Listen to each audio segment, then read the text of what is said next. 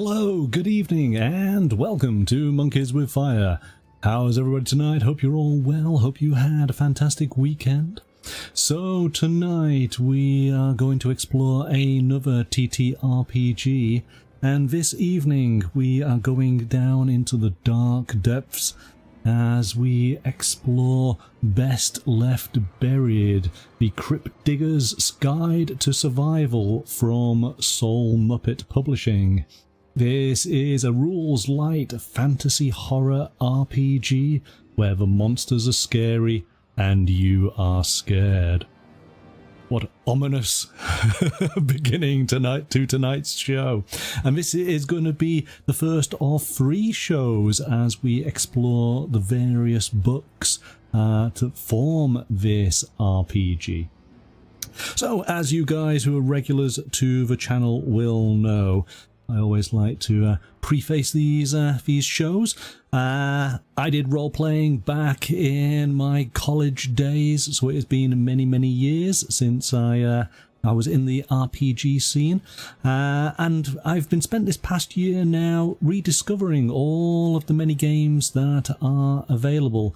And there are, of course, so many different genres and themes to explore. Not just fantasy, orcs, goblins, dwarves and elves. So I take great delight in looking at all the different games that are now available. I am by no means an expert, but if you have any questions, please do drop a comment on either the chat or on the comments on the video afterwards, and I will do my best to answer them for you. Of course, my thanks to Soul Muppet Publishing for providing the copies of Best Left Buried for tonight's and this week's shows. I met up with Soul Muppet Publishing at the recent UK Games Expo. One of the things I particularly enjoyed about the show was being able to discover the independent designers, the small publishers, and to see what types of games they had on offer. The UK's Games Expo does present a wide variety of different games available, so we don't have to necessarily go with the big companies all the time. There are gems to be found in some of the smaller studios as well, so you should always keep your eyes open for those. Right, let's go to the table and let's take a look. So then, as I say, we're going to be doing 3 shows this week, which go through the 3 different books that form Best Left Buried. You can get a collected edition which has all of these 3 books together, I believe it as a hard-backed book, but I thought this might be a nice idea to explore each one of these individually during the course of the week. And having them separated like this, I guess it kind of makes it easier when you're around the table. You can quite easily hand one book to one player, another book to another, so you're not just relying on the one copy. So we will be taking a look, and this is kind of in reverse order.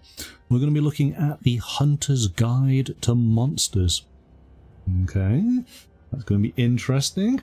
We are going to be looking at the Doomsayer's Guide to Horror. So, word of warning, there's going to be content in this game. But this evening, we are going to be taking a look at the Cryptdigger's Guide to Survival. Let's take a look what's on the back. So Best Left Buried Deeper is a rules-light fantasy horror role-playing game where the monsters are scary and you are scared. Players are Cryptdiggers, professional dungeon divers who venture into monster-infested crypts seeking riches. Survivors might find themselves richer, but will be changed by their experience. They are often broken, beaten and diminished, as ruined as the crypts themselves. The Doomsayers guide them on this journey, a referee who creates the threatening environments, cryptic puzzles and terrifying monsters the Cryptdiggers face. This player-facing book contains everything you need to play, including character creation, core mechanics and equipment lists. It also includes a short chapter on monsters. Okay, so this is the starting place. What we're going to do is I'm going to go to the PDF version, because that's just a little bit easier for me to read. Let's jump to that. Put that there. We might bring the dice tray over, because we're probably going to have some dice to roll, aren't we? All right, let's jump on in then.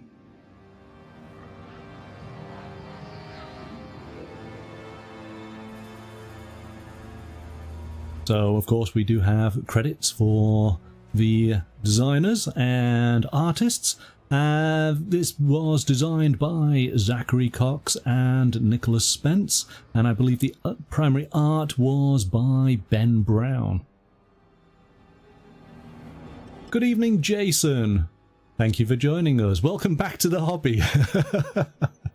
Well, I have been taking a look at RPGs now for, gosh, it must be nearly enough a year. So I've been back for some time, but I always like to start the show off with saying that, you know, I'm not an expert. There are many viewers out there who probably know considerably more than me, but I will do my best to answer any questions you might have. So, Best Left Buried, a rules-light fantasy horror role-playing game combining the old-school spirit with the new procedures and mechanics for a grueling but thrilling dungeon crawl experience. I like that already. So it gives us a little bit about the setting. In this particular game, it is a doomsayer who is the game's master. And as it says, players act as Cryptdiggers, professional dungeoneers seeking riches within terrifying subterranean dungeons. The game is designed to be grim and lethal. Monsters should be genuinely scary. Okay, players be warned. We get our table of contents. So we got an introduction, getting started, making a character, archetypes, equipment, advancements, playing the game, consequences, and monsters. I believe that this might be a second edition of the game. And I do like the fact that it is split into multiple books, making it a little bit more, maybe a little bit more manageable. Not necessarily so intimidating. Sometimes when you get books that are maybe 300 pages long, it can seem a little daunting to start off with. So we get in an introduction, and it does detail the focus of the 3 books. So, as I detailed then, the Cryptdiggers facing book contains everything necessary to play, including character creation, core mechanics, equipment lists, and a short chapter on monsters. So the Doomsayer's Guide to Horror is a Doomsayer facing book containing guidelines and procedures for running the games and creating dungeons, and a toolbox of alternate rules.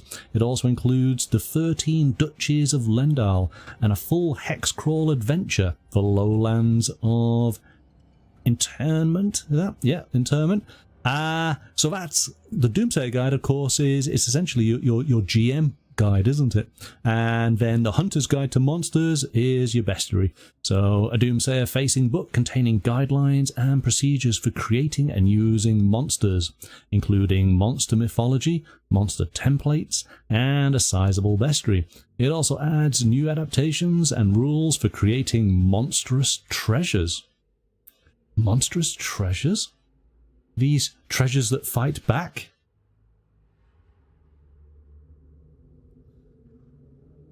Now, it does warn players that Best Left Buried has mature themes, including the following: violence, mental illness, death, injury, trauma, ableism, mutilation, body horror, cannibalism, blood, addiction, and drug use.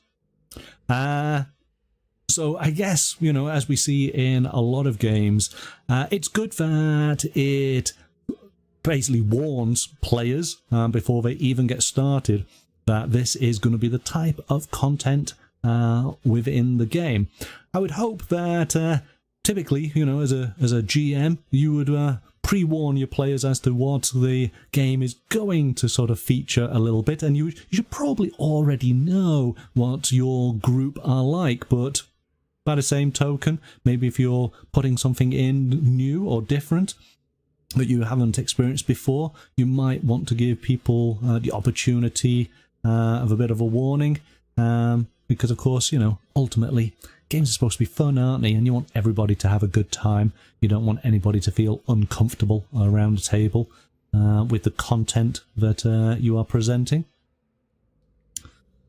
But it gives us a little bit of an idea of some of the themes that are going to be part of tonight's game. So if it's not for you, then maybe time to tap out. Okay, so what have we got here? The only dice you need in Best Left Buried are standard 6-sided dice. And then we got a little bit of a guide here for D2s and D3s. That's nice and easy. For some tables you may need to reference a grid. Roll 1 dice for the column and another for the row. Okay. We'll need pens and paper and pencils for the character sheets. You also need a coin. For the larger, rarer and more ominous the better. Okay, interesting. Now we got our first sort of piece of artwork. And yes, I guess it makes me think of the, oh gosh, fighting fantasy books, Steve Jackson and Ian Livingstone. So it's that sort of pencil artwork. I do like that style. I always loved those books. They were probably one of my earliest introductions to fantasy, along of course with Lord of the Rings and The Hobbit.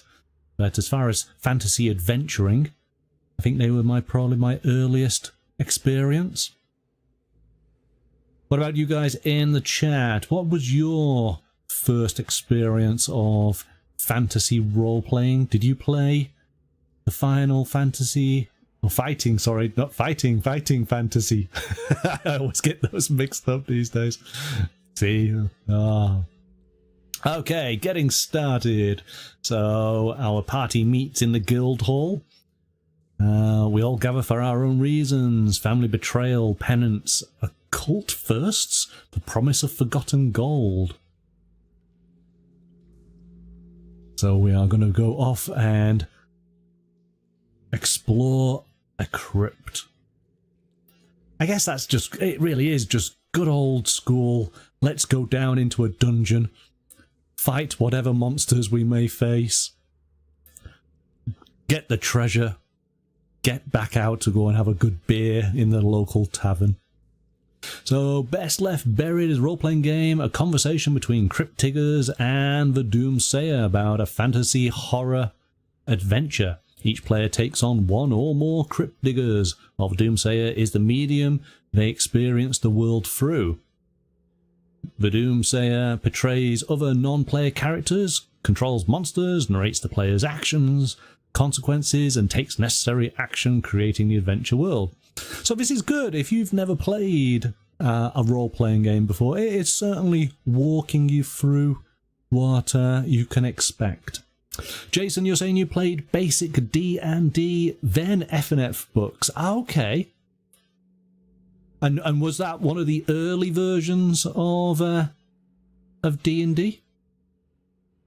Of course, it's celebrating its 50th birthday this year, isn't it? That's one thing that we haven't covered on this channel, is Dungeons and Dragons. And I guess, I mean, I play, as I say, I played D&D at sort of college times, but since that time, and looking at all the different games that are available now, I'm actually enjoying seeing what else is out there. I realise that D&D will have changed considerably since I played it, but I enjoy looking at the creativity of all the many other games that are available. So we got a rules summary for this. I believe this is a couple of pages now that pretty much just takes you through all of the rules that you're probably going to need to be aware of to play the game. Doesn't necessarily go into all the detail because that is later on in the book, but this is an opportunity that on these couple of pages maybe the Doomsayer could print these out. They could be handouts for the players so that they can just have that easy reference.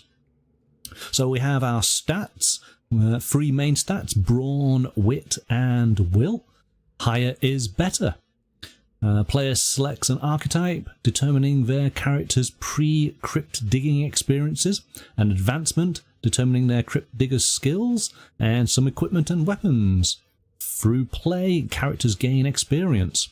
When 8 experience accumulates, they reset it to 0 and gain 1 new advancement, and add 1 to their vigor and grip pools. Okay. Stat checks. So the Doomsayer may request a stat check of brawn, wit or will to determine the outcome. The player rolls 2d6 plus their stat. A result of 9 plus is a success. Anything lower is a failure. That's nice and easy. Doomsayer's decide check is easier than normal. It is made with the upper hand. Roll an extra die and discard the lowest. If the Doomsayer decides a check is hard, it is against the odds. Roll an extra die and discard the highest. Oh, what game did we see that in? It's a similar mechanic. Oh gosh. Ooh. There was a game that we looked at recently and had a similar mechanic to it. And I can't think of it now. Typical. Okay, so that's nice and easy. So just 2 dice. You're looking for 9 or more with your stat plus your result. And if it's easy, you're going to get to roll an extra die, keep the highest one. If it's hard, you're going to roll an extra die and deduct the highest. Observation checks. Doomsayers may request an observation check to discern surrounding details. Again, a 2d6, a 9 plus is success. Otherwise, they fail. I can imagine that with my dice rolls, let's find out. Come on, we've got to find out, haven't we? 9 or more. Let's see what we get. You see? Typical. Absolutely typical. Good evening, Roger. Thanks for joining us. We're just getting started. We're going through a rules summary for Best Left Buried, the Cryptdigger's Guide to Survival. This is a rules light fantasy horror game. And this rules summary just pretty much details everything you need to know about the game just on a couple of handy pages. So vigor and grip. Vigor measures health and their resilience, and grip measures sanity, stamina and mana. So vigor is lost from physical dangers, replenished by resting. Grip is lost through exertion. Grip checks or using some advancements, and regaining it by accepting consequences like injuries or afflictions. They don't sound good. We got grip checks. So if something would damage their grip, the Doomsayer may request grip check. 2d6 plus will. 9 plus. See, it's all about the 9 plus. They succeed and gain 1 experience. Okay. Death and consequences. When a crypt digger is reduced to 0 vigor, flip a coin. Ah, this is where the coin was in. Heads they die, tails they are wounded and unconscious, making them vulnerable to be finished off by an enemy, unless an ally prevents them with a heroic rescue. Well, I like the idea of heroic rescues. We need some of that. So, Cryptdiggers reduced to 0 grip is removed from the player's control. So, again, it sounds like it's one of those games where don't get too attached to your characters. It did say that it's supposed to be quite a brutal game. We got inventory slots, rounds and turns. So approximately 10 seconds. That's quite typical, isn't it, for most games? Attacks and defense. So here we go. Characters can use a weapon to attack a creature. Roll 3d6 plus your stat, weapon dependent, but normally brawn or wit. If the sum of any 2 dice ties or exceeds the target's armor, the attack deals vigor damage equal to the 3rd dice. Oh, that's interesting. If no 2 dice tie or exceed the target's armor, the attack misses and deals no damage. Rolling a 6 as damage also inflicts an injury. Advancements and weapons can modify this damage. Maybe we'll have to remember that and come back to it. That's interesting. Roll 3d6 and your attacking stats. We need to find out what our weapon is. So I'm assuming brawn would be your melee weapons. Wit is going to be your ranged. So we then need to find a target's armor. And that's cool, isn't it? Because you can then choose how you use your dice.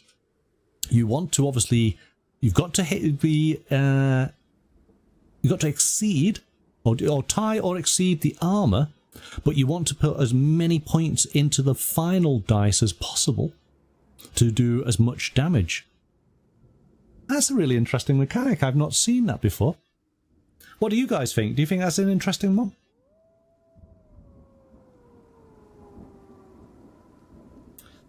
Okay, and we got a nice piece of artwork. Yes, so there we go.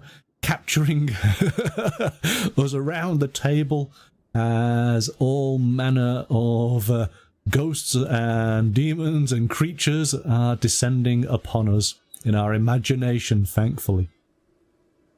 It looks relatively peaceful around the table. I appreciate that. Okay, so we're going to be making our character. Names and inspiration. Always start with a name. And the 3 examples, I can't pronounce any of them. Oh, maybe I can. Cordin Pyre. I can say that one. And Helga Brightbelly.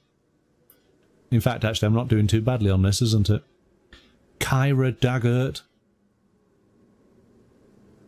It's gonna... Aramis de... Oh, it's something... Guard. It's Beauregard. Something like that, isn't it? So... Yes, think of a name. Start to sort of put together your type of character. I guess that mine is going to be quite dishevelled. I get the idea that life is bleak in the world of Best Left Buried if we are going down into Crypts. I don't think it's necessarily as heroic as maybe some other Tomb Raiders. I like the idea of my teeth being a bit yuck. Maybe having a very distinct aroma. My clothing is dishevelled. Maybe we're just trying to find some coins. That's enough to be able to actually get a bed for the evening as opposed to sleeping out on the streets.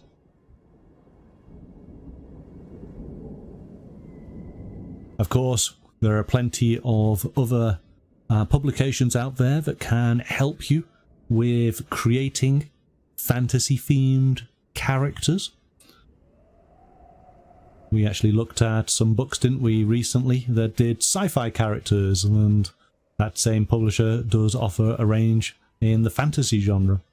So here we go, we have some excerpts from the character sheet. So, brawn, wit and will quantify of characters' physical and mental aspects, and they're used for the stat checks that we detailed. Vigor and grip, we put in our player, our name and our archetype and our XP tracker. And then we have a section for advancements.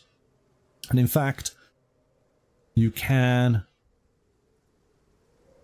get a editable PDF version of the character sheet. So you can make it nice and easy. I always like to get these versions so that I can edit them on a tablet. It just makes it convenient. And then maybe print them out, make some markings of any advancements that happen, and then just update the digital file. I like the XP tracker. That's the shovel. That's quite cool.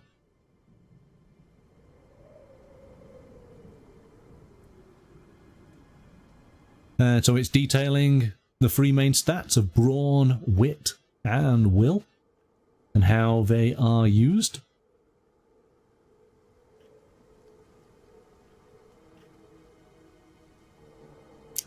Okay. Brawn is physical strength, yes, that's fine. But wit is mental and social agility, used to dodge a fireball, convince an NPC the character's a friend. I might think of that wit would be included in the ranged combat. Doesn't detail it there, but we'll see when we look at our equipment. Will is a character's intellect, and then mind powers. So of course this is for magic users, isn't it? So it's nice and easy. We got melee, ranged, and magic. That's the easiest way to sort of break it down, certainly from a combat point of view.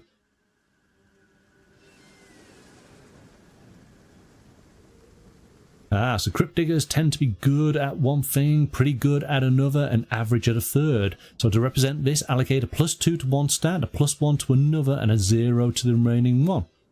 Note these statistics are beyond normal folk who all have 0.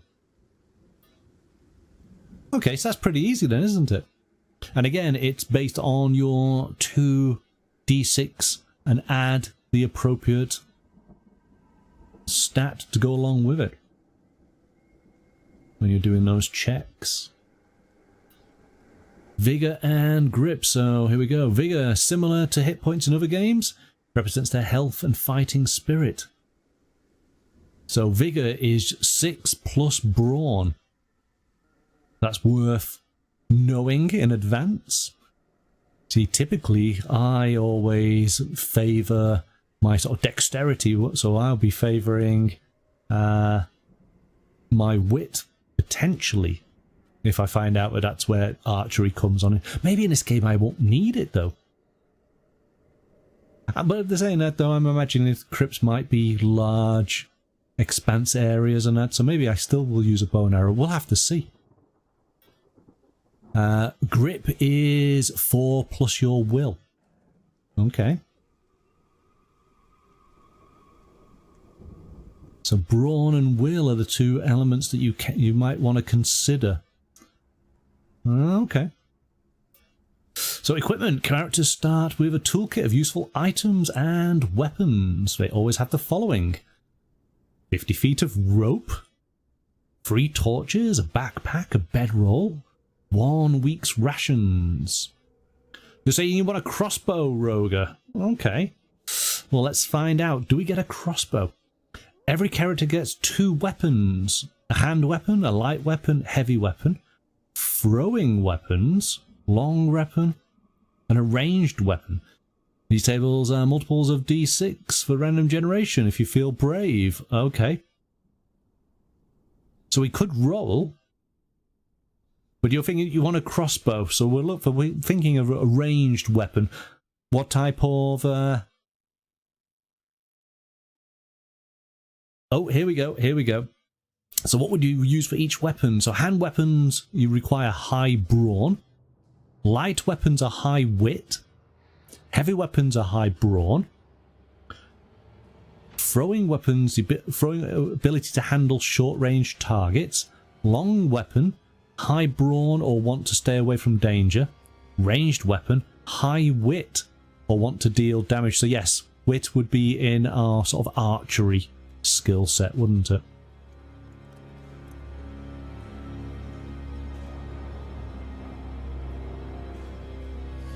And here we go.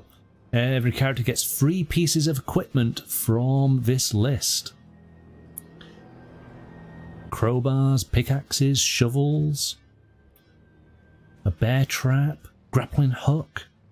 I like how you can just pick from these. This is cool. A set of files. Oh, okay. Yes. I was wondering, why would it be taking a lot of paperwork down into the dungeon? But, yes. Different kind of files. Okay, okay. Lock and key. Caltrops. What are you going to take from the equipment list, Roga, before you set off? What do you think would be most useful in the crypt that we are going to venture into?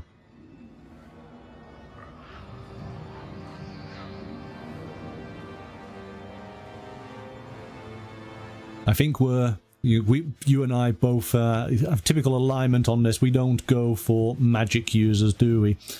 So, and we're typically a bit more of a rangery type of character. I can imagine a crowbar might be useful.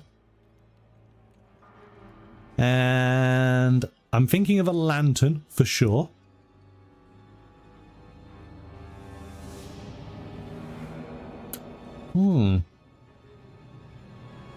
That's interesting, isn't it? A mirror on a handle. Is that so you can see round corners? Maybe some chalk. Chalk would be good, just in case, so you could mark your progress. This is proper old school. I like it. Okay. So, continuing. Oh, here we go. You were saying a grappling hook and caltrops. Yeah. Yes. That's a good idea. Grapple hook, yeah, for sure. So we got our archetypes. Characters begin with an archetype representing who they are and what they did before becoming a crypt digger.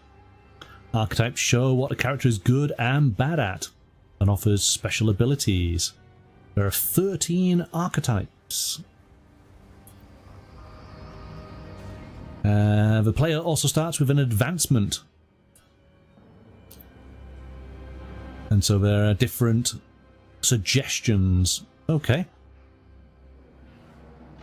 Let's check out what we can do here. But advancement. The final step before play is choosing a journeyman advancement from chapter 6. Okay. And that'll be pretty much it. So we need to pick an archetype, which of course it jumps right on into. I do believe that there is an online character creator. So I always find that interesting, using one of those to create a character. You get a bit of an idea of what a character might look like, and from that then you go and create your own. But let's take a look. I always find these interesting, and these are very, very different from other character creations that we've seen in other games. So the believer. Believers are holy folk guided by God's voices. Devout preacher, honourable knights, sacred healers, or holy monks. A person who puts their faith in some higher being greater than mortals. So there's some suggestions there for the advancements. My shining armour gleams for the holy knight. I see truth in the stars. Lay on hands for a healer. Ah, okay. So believers have the upper hand on wit or will checks.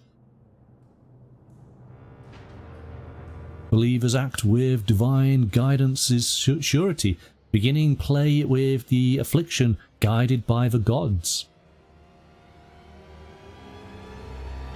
Okay, this is interesting.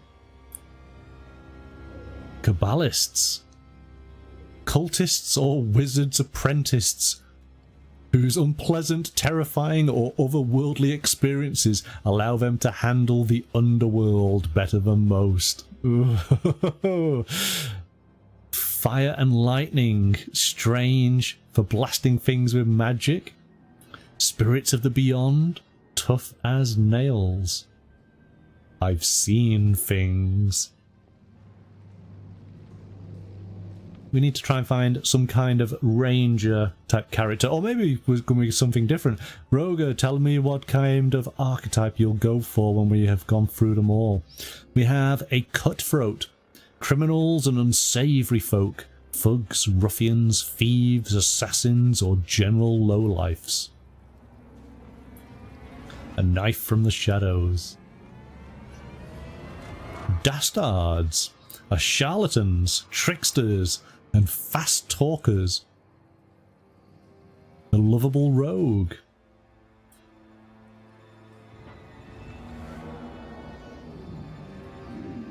That'd be an interesting one. I think I could have some fun with that one. Everyman. So here we go. Not every crypt digger fits an archetype.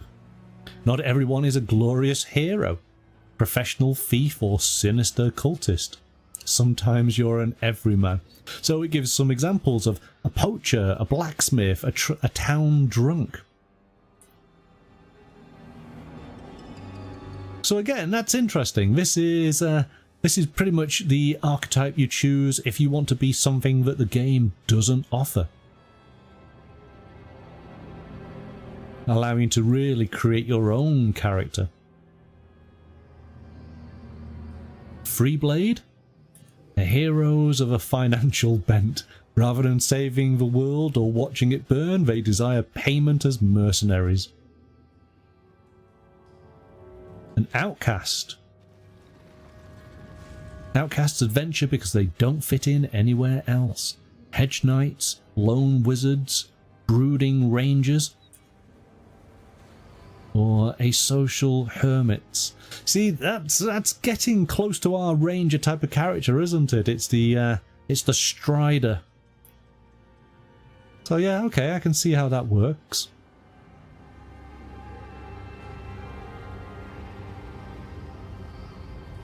A psyker.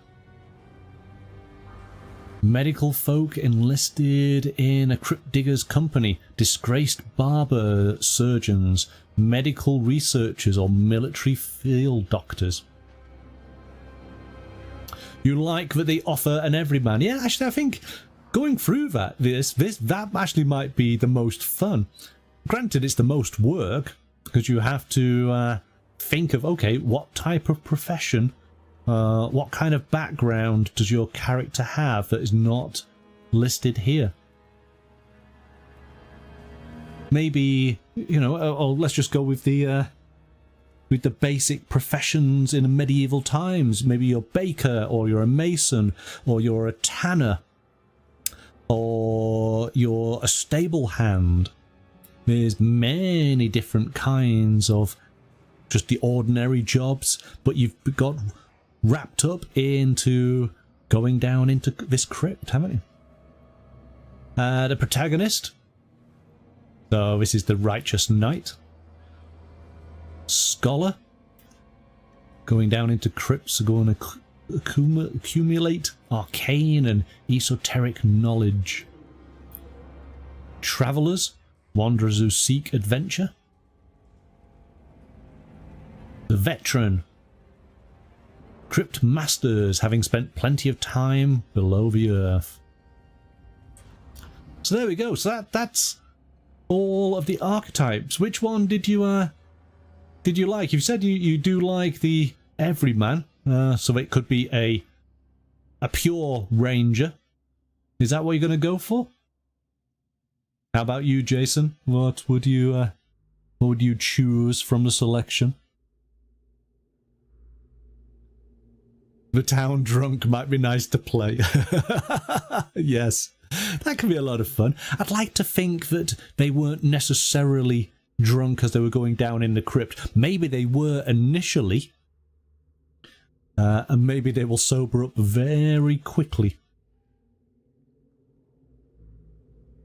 You hear information because nobody pays attention to you. Ah, that's good. Yes. Yes. The homeless drunk. That's interesting, yes.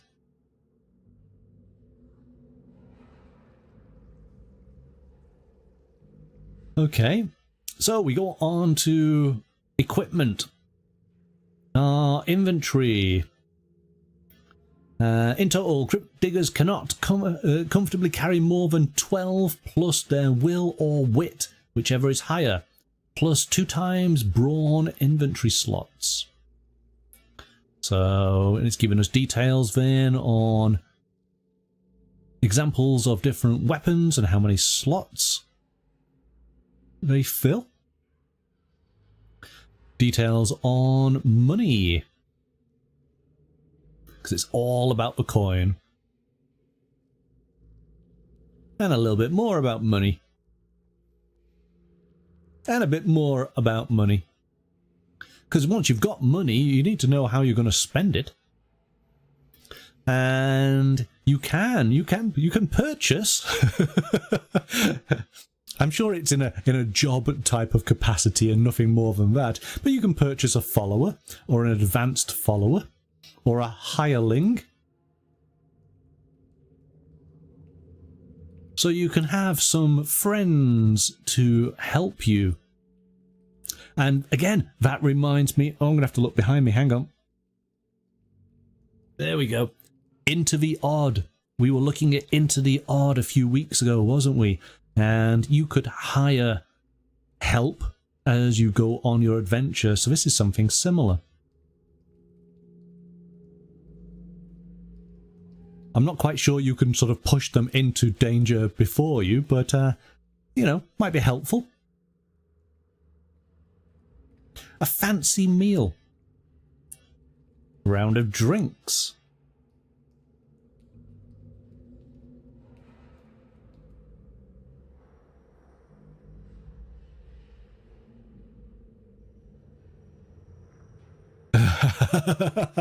There we go. Little call out. Hirelings. Followers listed costs do not include hazard pay. So despite possibly being armed and armored, they only fight defending themselves. Hirelings are armed and armored for combat, but will not engage in suicidal behavior unless offered additional compensation. Okay, I like that. That's it, my good man. Go forth. Here we go. Here's 10 coins. Using equipment. So at the Doomsayer's discretion, equipment might grant the upper hand on stat checks. So maybe if you use your rope to be able, and on your grapple hook to climb down a little bit of a ravine, then hopefully that would make things easier for you and give you the upper hand.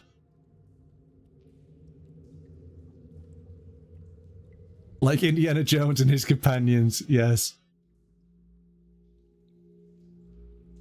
Why did it have to be snakes? Okay, so here we go. We got our weapons. And we want ranged, don't we? So here we go. Ranged is long.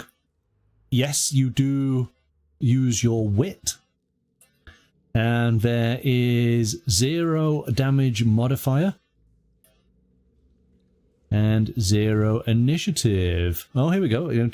So unless otherwise described, weapons deal normal damage and have no initiative modifier, can be wielded in one hand and attack at melee range. All right. Ranged weapons. Enemies from afar, including crossbows, short bows, long bows, wielded two-handed to attack enemies at short or long range, but attacking enemies in the same zone are against the odds. So you do need to have a little bit of range. If they get too close, then yes, you can still use that crossbow, but you're going to be rolling 3 dice, and whichever's the highest, you're going to remove. But it makes sense, doesn't it? Gunpowder weapons. Ah, okay. Now that's I think it did state the kind of time period, even though it's a fantasy setting, but they did give an idea of the time period. So we do have gunpowder. We have a blunderbuss.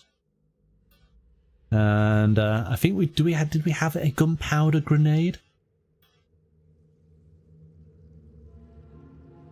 Shields and armor. Potions.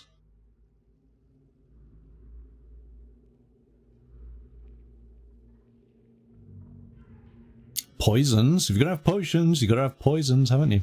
Spell scrolls. Holy relics. Bring forth the holy hand grenade.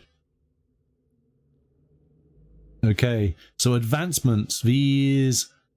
Now, it did give us some suggestions, didn't it? Let us. I'm going to quickly scan back to our. We're going to look at the Outcast. So it suggested tough as nails, fire and lightning. A marksman's aim. Let's take a look at that. So what we have, we had to pick a journeyman's advancement. Let's go and look at this marksman's aim. Here we go. The Crypt Digger can take an action to line up a shot, examining their target and its movement. The following turn, they can make an attack with the upper hand using a ranged weapon, ignoring any penalties of cover or obscurance. The Doomsayer may allow use of marksman aim before combat starts, provided the character has sufficient time. Okay, so that's cool. I can see how that would be an advantage. And as we detailed right at the beginning, once you've got enough experience, you get additional advancements. And there's quite a few here, isn't there?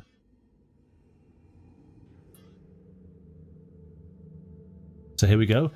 Characters gain experience through play by accumulating treasure, passing grip checks, and enacting cunning plans. Whenever a character accumulates 8 experience, resetting it to 0, they add a new advancement and gain 1 vigor and grip.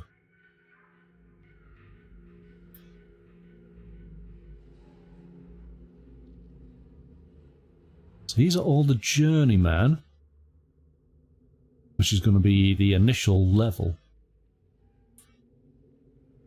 Or is it just those ones at the start?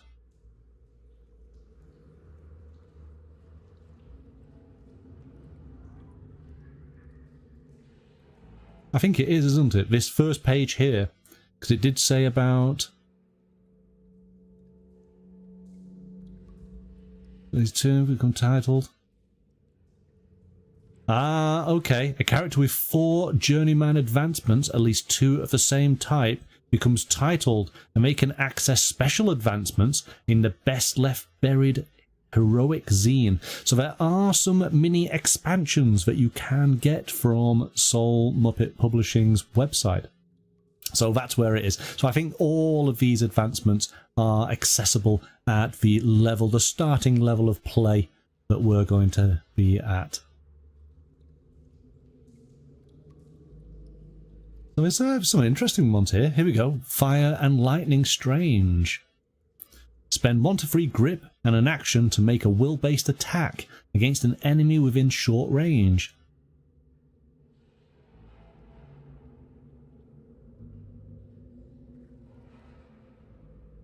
So choose an element, magical substance, fire, ice, water, lightning. The character can magically strike down enemies with this element. Oh wow. Okay.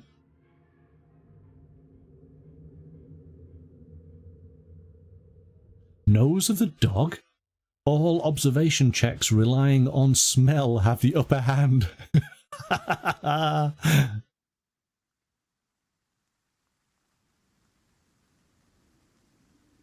Well, I did say my character was rather pungent, so I'm not quite sure that would be one that would be useful.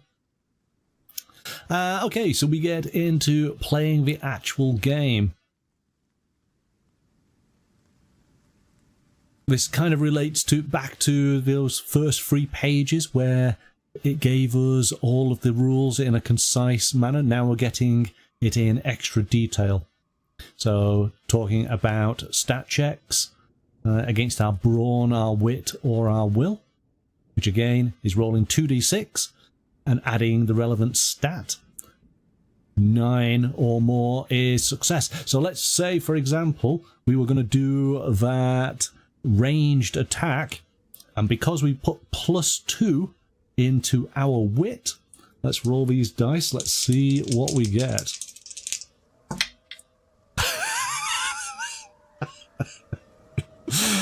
Oh, yeah, I'm just going to move on.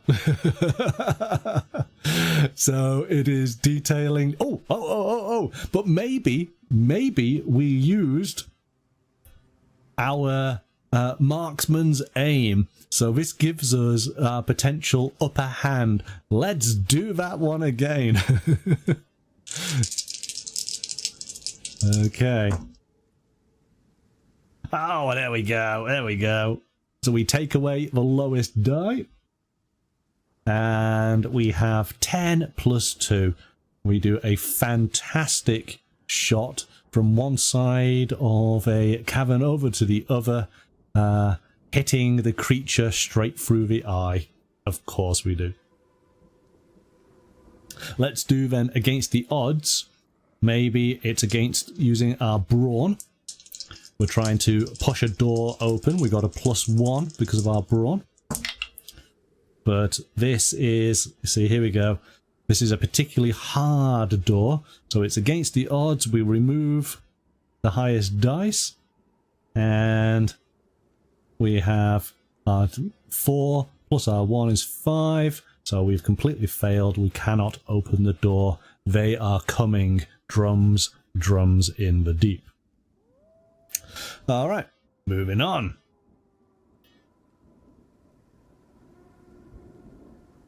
We got our observation checks to see if we notice anything.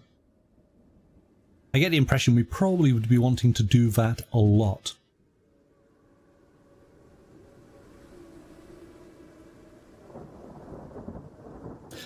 That's something that some players don't seem to do.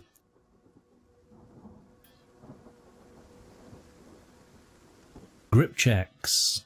Make a grip check whenever they're exposed to a terrifying, mind-bending or unfathomable event, monster or environment. So this is bringing in the horror element. And again, I would imagine that you would want to use this quite a bit, because your players around the table, they might not be scared, but the characters, I think, you know, they're going to be pretty much terrified all the time with everything. So I can imagine that grip checks would be something that would be quite constant. So make a will check to be shaken but remain level-headed, gain 1 experience. Otherwise, lose 1 grip. So, again, every time you're having to do these checks, you are gaining experience. If you survive, this is all beneficial. There's nothing in those shadows. Don't worry. Nothing's there to kill you. Combat. So we talked about the 10 seconds of in-game time. Turns acting an order determined by initiative. A creature only moves and acts on their turn. To determine a round's initiative order, each creature rolls a d3, their wit, and any weapon, advancement, or adaptation modifiers. Creatures act from highest to lowest initiative. Okay, simple enough. Zones. So creature can attack the same zone with a melee weapon. Creature can attack an adjacent zone with a short ranged. Creature can attack within 5 zones with a long ranged weapon.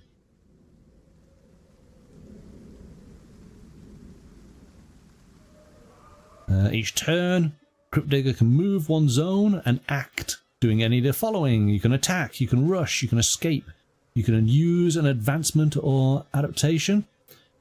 Finish them. See, dying. Grapple. Attempt to grapple a creature in melee. Oh my gosh. So typically it's a move and an action. And it's giving us all the details and examples of each of these now. Monsters and ganging up. Oh. Escaping. Grappling. Yes, I'm not quite, I'm not too keen on the whole grappling. Certainly not that kind of monster. Dying.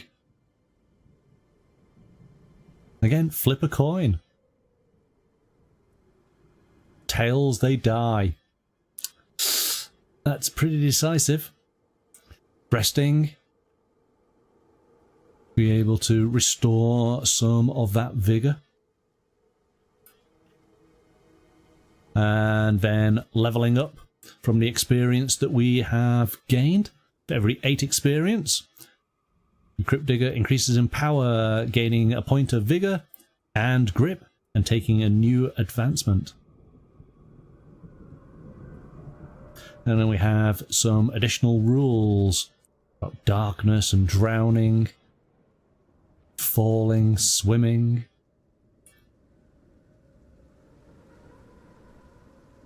So consequences. What's going to happen when you have completely lost your grip?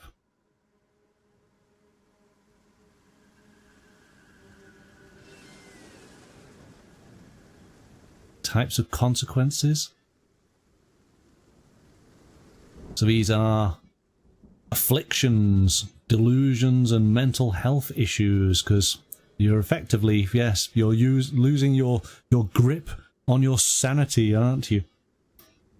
And I guess this is a little bit of what we see in any sort of Call of Cthulhu, H.P. Lovecraft style of game.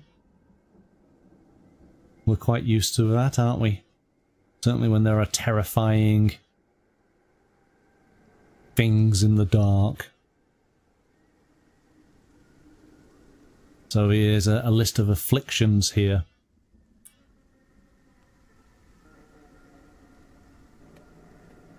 And I believe it's going to go into more details on these growing afflictions that you might have. Okay, so yes, this is where your character is really starting to lose it.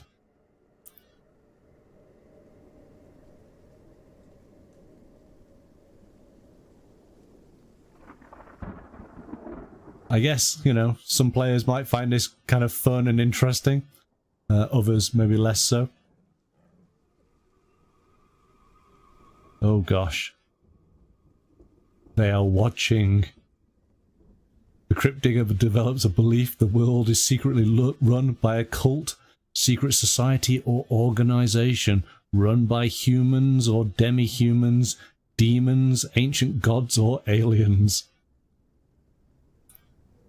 Of course, the cult probably isn't real, and the character is probably just deluded. Probably. There's a lot of probablys there. Okay, so that's interesting. That's very interesting. And we conclude with monsters. And I like how it does say, so flavorful monsters are inspired by cool and terrifying things from your player's deepest, darkest nightmares. But numbers aren't important. They are just a chassis, the skeleton. You provide flavor, personality, and uniqueness. Describe monsters with all the grandeur and flourish you can muster, so if they win, it's memorable. Put on a silky voice, sound vague and mysterious. Use purple prose, milk it. Which is true, it's true. You want to make the monsters really stand out. And so I'm going to be interested when we look through the monster book. I'm hoping that we're going to find monsters that we've never seen before, because that's what makes monsters interesting. If it's a dragon, we've seen dragons before, haven't we? We need to have something different. Let's see what type of monsters that we have a little bit of an example of here. So we got variety of different, these are monster adaptations. So you could actually craft your, yes you can make your own monster. Oh, that's interesting. So grab a few of these adaptations, meld them together, and then try and describe a monster around those. That's cool, I like it. Do they have... And that's actually it. That's it. So, okay, that's cool. So basically, you create your own monster. We got an aquatic adaptation. So it could be aquatic and bloodthirsty. With... oh, what could it be? What could it be? And fearsome.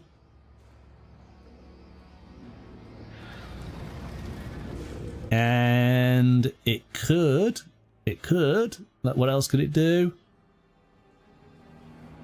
Quick reflexes. You see, already this is sounding cool. Then you just got to roughly sketch out your monster. That's very cool. Oh, and it could be undead, of course. Why not? Well, there you go. That's it.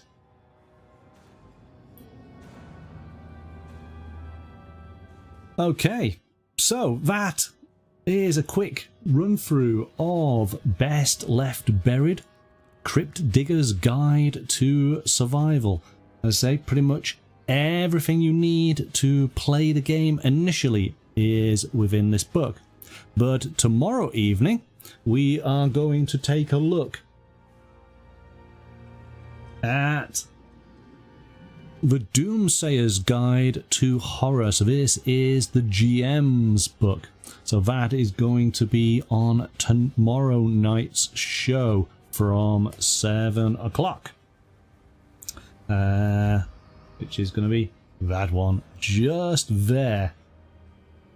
So hopefully you enjoyed that introduction.